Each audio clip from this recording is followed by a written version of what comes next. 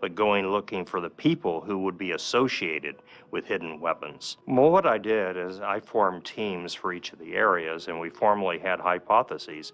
Half the teams took a hypothesis that it was there, the other half said it wasn't there, and both followed exactly the same method. If you believe it's there, what is the proof that will, in fact, prove that hypothesis, or what evidence clashes with it? Same thing is true with the teams that took the hypothesis it wasn't there, is, collecting evidence. So yeah, you start with a viewpoint, a hypothesis, an academic would say, and you collect the evidence that will support our challenge. You tell them, go form and discuss with your team a hypothesis and get a strategy for doing it. And I just, I was unsure whether they would come back pro or con. And I really didn't care.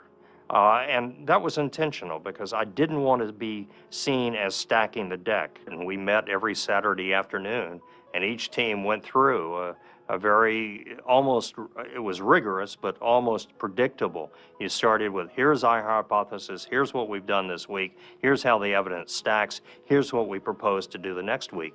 And there would be a discussion between the groups and myself on each of them of what they were doing. A lot of cross-fertilization. There's a gradual buildup of evidence that forces you to challenge your pre-existing belief and then keeps generating either more questions or generates questions about the hypothesis. For example, I'll give you a real case. One of the first things that worried me was we had a big army running through Iraq in March and April. WMD was not used against them, nor was it found.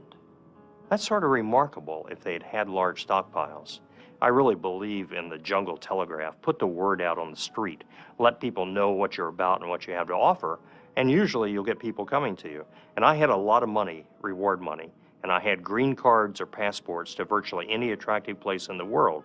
You come to us with weapons of mass destruction, evidence about the weapons, and we'll take care of you. All I had coming to me were fabricators, people who said it but didn't have anything, had absolutely no evidence. Iraq was a horrible place in June, July, August, September, October, November. Insecurity, the economy wasn't working, there was violence, there's still violence there. It was remarkable to me and disturbing that in a place this bad, who wouldn't want a golden lifeboat to get out? All they had to do is come with information. I would protect their identity. It was clear to everyone. I would take their whole family. It wasn't a case, you have to leave your family behind. You'll be taken care of, but you'll have to find a new family in California. Well, some of them might like to. But no one bought. And so that worried me. Around a weapons program, if a weapons program exists, you're going to find people engaged in the production, the technology, engineering, design, people involved in protecting the weapons, people involved in moving them, and people involved in preparing to use the weapons.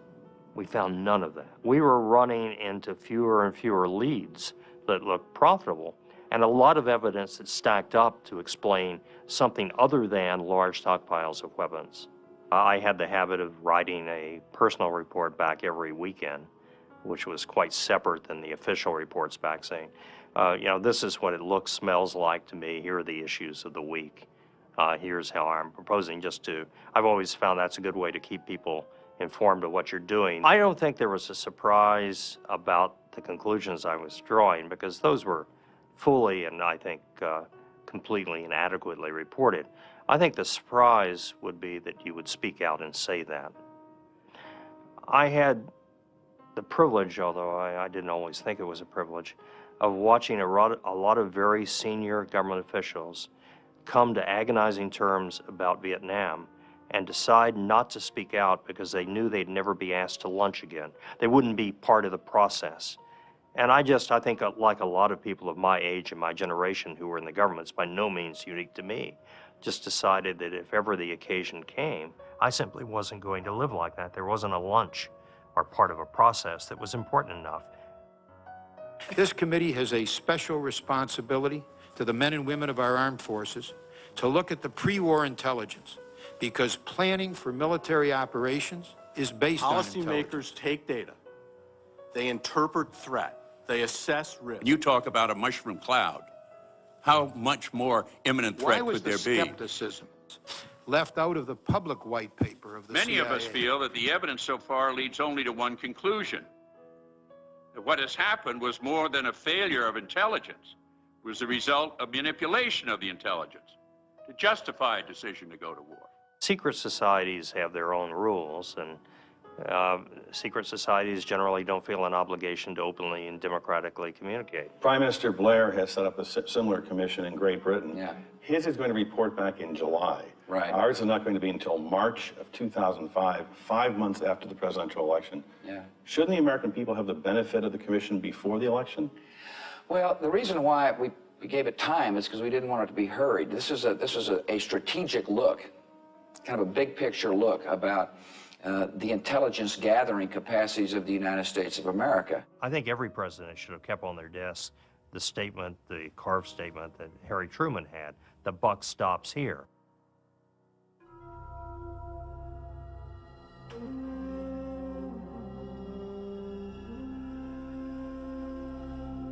If there are no weapons of mass destruction, which there aren't, if there are no ties with Al-Qaeda, which there weren't and which there aren't, or maybe now there are, then why do we go to war?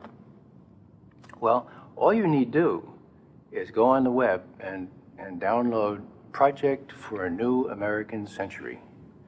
There you will find the ideological and the strategic underpinnings for this policy, which was rejected by George Bush I, which was ridiculed out of town in those days, but became the avowed policy of this government and was implemented starting with the war. I felt in my last year in the Pentagon that I felt there was a great deal of contempt for the constraints on government that our Constitution lays out.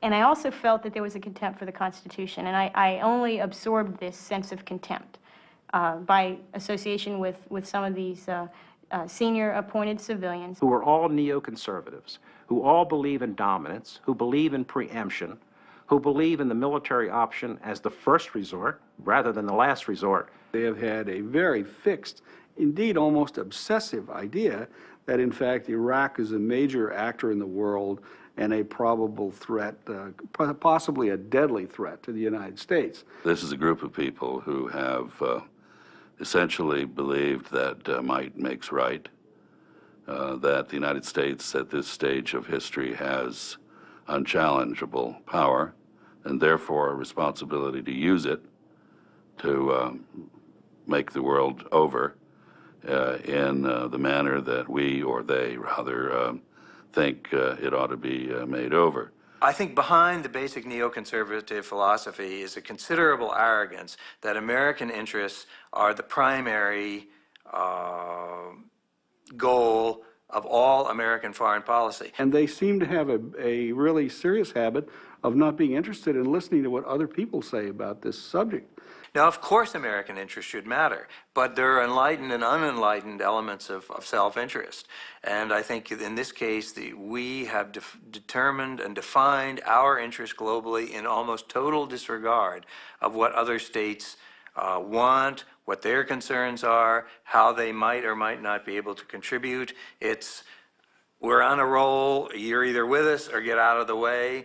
I find remarkably little interest in the character of other countries, the nature of their problems and difficulties. This is boring, I think, to neoconservatives who really see this as quite irrelevant. What other people, what the political culture of other societies are, what they want, what their people might want, what some of their concerns might be.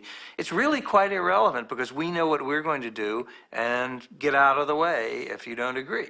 They said, look, the neocons, we brought down the evil empire of the Soviet Union, and now we're going to bring down Arab nationalism as personified by Saddam Hussein and Bashar al-Assad, and once that happens, you're going to have democracy. You know, the problem is those people have not set foot. If they've been to the Middle East, it's been to Tel Aviv only. No, I don't think it's an accident at all that so much of the justification turned out to be fallacious, misleading, deliberately so. They thought they had a place in history. They were going to bring down, obviously, a very dysfunctional Arab peninsula, as well as Iran, and they were going to change history. They believed they won the Cold War. And they said, all right, we won the Cold War because we were tough with the Soviet Union. We get tough with these people, and they're going to become like us. It is fair to say that the Iraq War was a diversion from the war on terrorism. It certainly meant that people weren't paying as much attention to Afghanistan as they should have, and the resources that might have gone to Afghanistan ended up being focused more in Iraq. If you attack another country with no justification, people are going to say, wait a minute, this isn't a war on terrorism. This is a war on this is imperialism. This is colonialism, you know. And this is why it's a distraction, because you need the help of these people. If you get this view that the CIA and the FBI are lurking around the bazaars and the souks of the Middle East and handcuffing people or assassinating, that's not the way the world works. You've got to have the help of the locals to identify these people and either put them in jail or remove them from positions where they can do harm. In January of 2002, as I was sitting in the bunker of the U.S. Embassy in Kabul, Afghanistan, and I and several colleagues were sitting around the one little working TV, and lo and behold, here came the infamous statement of the axis of evil, you know, Iraq, Iran, and North Korea. And we all looked at ourselves and went, oh my God, you know, here we are kind of in ground zero of Afghanistan. And Washington's talking about, and talking in very belligerent terms about these other three countries, and we don't have Afghanistan anywhere close to being settled. The only person Saddam was a threat to at this point, as we saw when the army collapsed, was to Iraq. He didn't have weapons of mass destruction. He wasn't scaring anybody. He certainly wasn't scaring the Iranians or the Turks or the Saudis or anybody else. It was a state that was on the verge of failure. Now, it is a failed state. Failed states cause terrorism. You know, you can name them. Afghanistan, Lebanon, Somalia. Anytime you create a vacuum, it's where people flock to or discontented to fight wars. Osama bin Laden had been saying for years, America wants to invade an Arab country and occupy it, an oil-rich Arab country. He had been saying this. This was part of his propaganda. So what did we do after 9/11? We invade an oil-rich and occupy an oil-rich Arab country, which was doing nothing to threaten us. The only real connection is that having invaded Iraq, we are very likely to make it a focus of terrorism. We are likely to produce what the president has said Iraq represents, namely the central battlefield in the war on terrorism. Why? Because we've sent a lot of Americans into a place where they're sitting ducks for people who think the only good American is a dead one.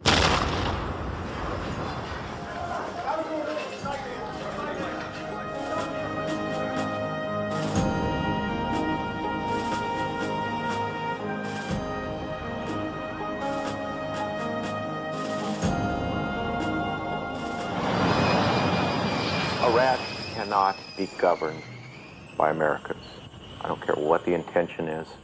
I don't care if we truly want to build a democracy. It cannot be ruled by a foreign power. We, as the one indispensable nation of the world, as we characterized ourselves for so long in the last administration, cannot contemplate that possibly someone else might not like everything we call the American way of life, and that they would, in fact, welcome us into their countries. This may not be the case. The only tool in the toolbox of the Bush administration is military force.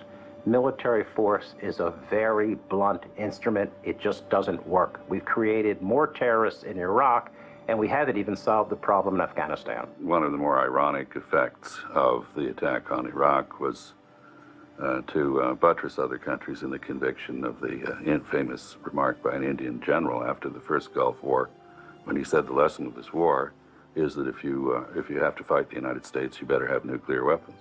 In some respects, it's as if Vietnam didn't even happen. It's as if a lot of our leaders have suffered some kind of historical and political lobotomy. And that's frightening. And every American